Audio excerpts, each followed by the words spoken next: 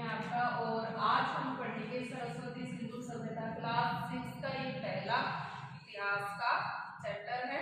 और इसके आज हम क्वेश्चन आंसर करेंगे।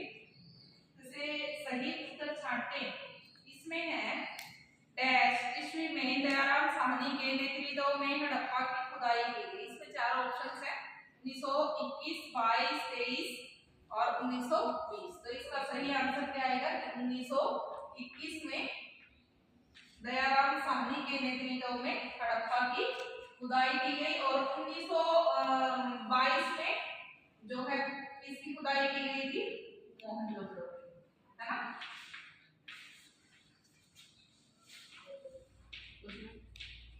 कुछ विद्वानों ने हड़प्पा और मोहनजोदड़ो को जुड़वा राजधानी।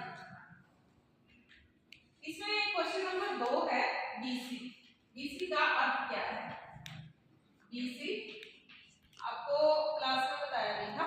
बीसी का मतलब है before Christ. Before Christ. AC आ जाए तो उसका क्या होगा? After Christ. और एडी आ जाए तो एसी की जगह आजकल एडी लिखने लगे हैं एनोडो, ठीक है।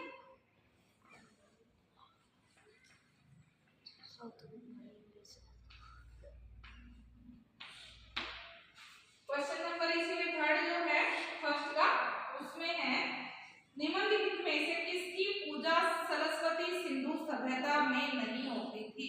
यानी कि किस देवी देवता को सरस्वती सिंधु सभ्यता के लोग नहीं पूजते थे? ऑप्शन है शिव, विष्णु, पीपल और मातृ देवी। देखिए शिव के वो पुजारी थे, शिव को पूजते थे क्योंकि शिवलिंग मिले हैं बहुत सारे। इससे हमने आइडिया लगा लिया कि वो शिव को पूजते थे। दूसरा एक प्रतिमा मिली है पत्थर की। कुछ विद्वानों ने तो कहा है कि वो आदिशिव की प्रतिमा है, कुछ विद्वानों ने कहा है कि वो पुजारी की है। यदि आदिशिव की प्रतिमा कुछ विद्वान मान रहे हैं तो इसका मतलब है कि वो शिव को पूजते थे।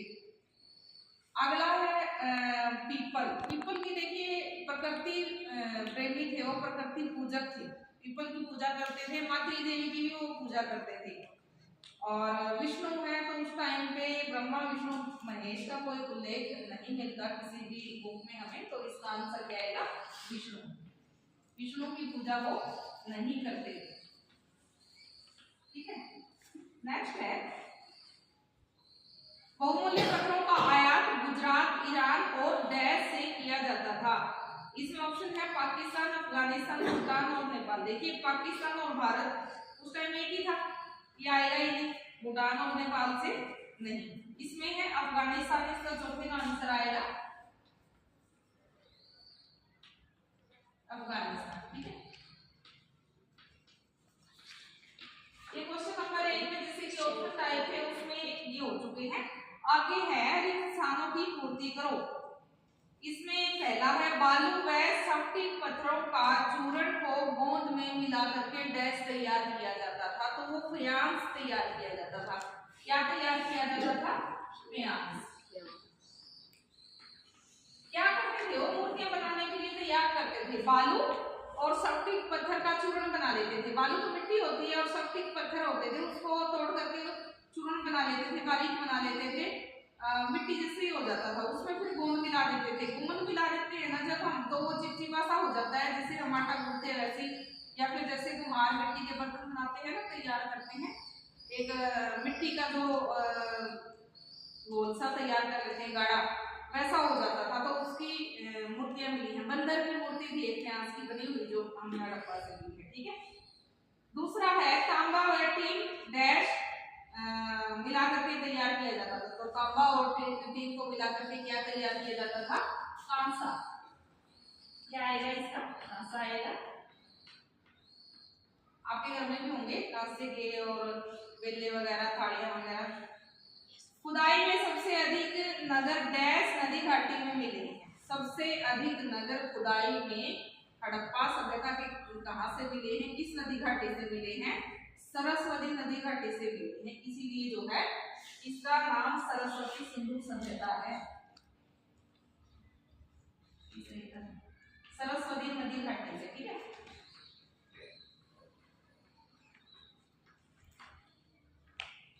अगला है नगरों की बसावट के डैश भाग थे। दो भाग थे नगरों की बसावट के, दो भागों में नगर बसे हुए थे। पश्चिमी भाग जो नगरपुर कहलाता था और पूर्वी भाग जो नगर क्षेत्र कहलाता था या निचला नगर कहलाता था। दो भागों में बटे हुए। चौथी का क्या आएगा? 2। इसमें ही पांचवा है जो उसका आएगा डैश नगरों की खुदाई में बंदरगाह के अवशेष मिले हैं। देखिए बंदरगाह उस टाइम पे क्या थी, फेमस है काफी। ये क्वेश्चन काफी इम्पोर्टेंट भी है, जिसको गोदीवाड़ा भी पूछ सकते हैं आपको कि उस टाइम पे गोदीवाड़े के नाम से किस जगह को जानते हैं, बंदरगाह क्षेत्र कौन सा था, ठीक है। डाकयार्ड भी आ सकता है कि डाकयार्ड किस जगह को या किस क्षेत्र को कहा गया था, तो वो लोथल। बंदरगाह क्षेत्र कौन सा था सरस्वती सिंधु सभ्यता में? लोथल। ये 2 क्वेश्चन, इसके 5 भाग है वो हो गए, ठीक है। अगला जो क्वेश्चन है, अगला क्वेश्चन है मिलान वाला है, उचित मिलान करो। तांबा वो कहां से मंगवाते हैं? तांबा कहां से मंगवाते थे? सरस्वती सिंधु सभ्यता के जो लोग थे कहां से मंगवाते थे? तांबा मंगवाया जाता था राजस्थान से। राजस्थान से खेतड़ी में है ये जगह, खेतड़ी से मंगवाया जाता था, ठीक है। उसके बाद है कि सोना कहां से मंगवाते थे? सोना कहां से मंगवाते थे? कर्नाटक से। सोने का मिलान किससे होगा? कर्नाटक, ठीक है। अगला है टीन। टीन कहां से मंगवाते थे? उचित मिलान करो, ये वाला करते हैं अब हम, ठीक है। तांबा कहां से मंगवाते थे? राजस्थान। राजस्थान में केकड़ी जगह है, ठीक है।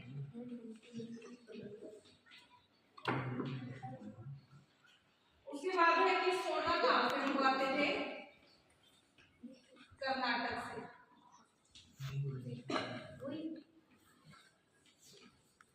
टीन कहां से मंगवाया जाता था? टीन कहां से मंगवाया जाता था? ये मंगवाते थे गुजरात।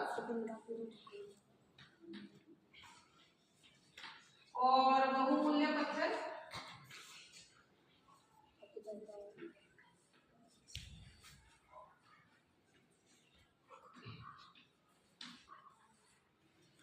बहुमूल्य पत्थर मंगवाए जाते थे अफगानिस्तान से।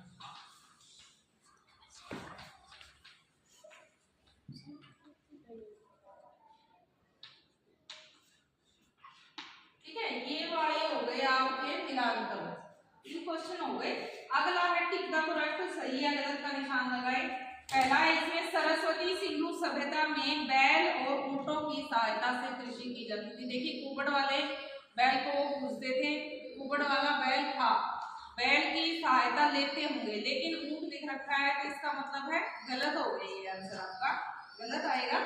अनेक मनके कार्नेलियन पत्थरों से बने थे, ये सही है। बहुत सारे जो मनके थे उसको बनाने के लिए कार्नेलियन पत्थर का यूज होता था। धोलावीरा में बंदरगाह के अवशेष मिले हैं, जहां से प्रमाणित होता है कि विदेशों से व्यापार होता था। धोलावीरा से जो है वाटर, पानी को सेव करने का संकेत तो मिला है, लेकिन बंदरगाह के नहीं मिले। बंदरगाह के कहां से मिले हैं? अभी बात की थी हमने, कहां से मिले हैं? लोथल से। तो ये हो जाएगा गलत। सरस्वती सिंधु सभ्यता का सबसे विस्तृत स्थान राखीगढ़ी गुरुग्राम में है। सरस्वती सिंधु सभ्यता का सबसे विस्तृत स्थल राखीगढ़ी है। यहाँ तक ये बात ठीक है, लेकिन वो कहाँ है? गुरुग्राम में। ये बात कहाँ क्या है? गलत है। वो कहाँ पड़ता है? हिसार में। राखीगढ़ी हिसार में है, तो ये बात हो गई गलत। तो इसमें से केवल एक ही बात ठीक है और 3 जो आंसर है वो गलत है। आगे है लघु प्रश्न। सरस्वती सिंधु सभ्यता के अवशेष कहाँ कहाँ से प्राप्त हुए हैं? इसमें हम जगहों के नाम देंगे कि हड़प्पा से, मोहनजोदड़ो से, धोलावीरा, कालीबंगा, लोथल, रोपड़, चौंदड़ो, सूतकांगेंडो, और ये बहुत सारे स्थल हैं। लगभग 1200 स्थल ऐसे खोजे जा चुके हैं जहाँ से हड़प्पा सभ्यता के अवशेष प्राप्त हुए हैं, लेकिन हमने ये मेन जो नगर स्थल थे उनका नाम दिया है। नदियों का सभ्यता से क्या संबंध है? नदियों का सभ्यता से बहुत गहरा संबंध है। देखिए पानी हमारी मूलभूत आवश्यकता है। रहे तो हम झोपड़ी बना करके भी लेंगे, है ना, अपने घर बना लेंगे, कहीं भी अपना बसेरा कर लेंगे। पानी के बिना जो है ना तो हम अपना जीवन यापन कर सकते, ना अपनी जो जरूरतें हैं वो पूरी कर सकते। पानी से ही कृषि होगी और पानी से ही हम अपनी, पानी पीना है, नहाना है, खाना बनाना है, या जो हम पशु पालते हैं हमें दूध भी चाहिए तो उसके लिए भी पानी की जरूरत है। तो कृषि के लिए, मवेशियों को पालने के लिए और हमारी दैनिक जरूरतों को पूरा करने के लिए पानी का हमारे जीवन में बहुत बड़ा योगदान है। इसीलिए जो मानव की जो विकसित विकास की जो अवस्था थी, या मानव ने जब बसना शुरू किया, जहां पे भी नगर बसाए नदियों के किनारे ही बसाए थे, इसीलिए जो भी सभ्यताएं पनपी हैं वो नदियों के किनारे पनपी हैं। सरस्वती सिंधु सभ्यता के नगरों के बारे में लोगों को कैसे पता चला? देखिए, सरस्वती सिंधु सभ्यता के नगरों के बारे में तब पता चला जब हड़प्पा नामक जगह पे रेल लाइन बिछाई जा रही थी। रेल लाइन के बारे में आपको पता होगा, वो ट्रैक बिछाते हैं और बीच में रोडे डालते हैं, तो वो रेलवे लाइन बिछाई जा रही थी, लोहे के वो ट्रैक बिछाए जा रहे थे, तो बीच में डालने के लिए उनको रोडे की जरूरत थी। उन्होंने देखा कि कहीं कहीं पे वहां पे टीले बने हुए हैं, वो ईंटें लगी हुई हैं, तो वहां से जो है ईंटें उठा करके रोडे बना करके उनके तोड़ के उसमें डालने लगे। लेकिन उस टाइम भी जो पुरातत्वविद थे, थोड़े बहुत जानकार थे, उनको ये लगा कि कहीं किसी सभ्यता के निशान हो सकते हैं, लेकिन तब तक बहुत सारे रोडे यूज कर लिए गए। उसके बाद 1921 में 1836 में चार्ल्स मैसन ने ये बात कही थी कि ये किसी पुरानी सभ्यता की निशानी हो सकती है। फिर जो है कनिंघम थे, अलेक्जेंडर कनिंघम, जिसको पुरातत्वविद का पिता कहा जाता है, उन्होंने कोशिश की, लेकिन उनकी बात भी किसी ने जो है इतनी गौर नहीं फरमाई। तो इतने जो बहुत सारे जो उसके अवशेष थे ना वो नष्ट कर दिए गए, रोड़े के रूप में बिछा लिए गए, या लोगों ने और यूज में ले लिए उनको और जो है अपना काम निकाल लिया। 1921 में दयाराम साहनी ने कहा कि ये हमारे किसी पुरानी सभ्यता की निशानी है, और 1921 में खुदाई शुरू की गई। तो इस प्रकार से जो है उस टाइम पता चला लोगों को कि यहाँ पे पुराने नगरों की बसावट हो सकती है। अगला है सरस्वती सिंधु सभ्यता के लोगों के मनोरंजन के साधन क्या थे? क्या क्या है? वो चौपड़ के जो पासे थे वो मिले हैं, जिससे जो वो खेलते थे, अपना मनोरंजन करते थे। बच्चों के बहुत सारे खिलौने मिले हैं, ठीक है। शतरंज मिली है, शतरंज भी खेलना वो जानते थे, जिससे अपना मनोरंजन करते थे। सरस्वती सिंधु सभ्यता की मोहरों का आकार कैसा था? आयताकार भी और वर्गाकार भी मोहरें मिली हैं, आयताकार मोहरें भी मिली हैं, वर्गाकार भी मिली हैं। और उनकी आवश्यकता क्यों पड़ती थी? देखिए, एक जगह से दूसरी जगह जब सामान भेजा जाता था, आयात निर्यात होता था, तो उसके लिए क्या करते थे, वो सामान के जो बंडल बनाते थे या गठरियां वगैरह बांधते थे, तो उसके ऊपर सील लगा दी जाती थी मोहर की। यदि वो सील टूटी हुई है तो इसका मतलब है सामान से छेड़छाड़ की गई है, उसमें से सामान निकाला गया है। यदि वो टूटी हुई नहीं है तो इसका मतलब है कि वो सामान यूं का यूं है जैसा पैक किया गया था। तो ये मतलब होता था, मोहरों का यूज होता था सील के लिए। और जो है ये मोहरे किस आकार की थी? वर्गाकार और आयताकार। आज के लिए इतना काफी है, ये हो गया है पहला पार्ट आपका complete. Thank you so much.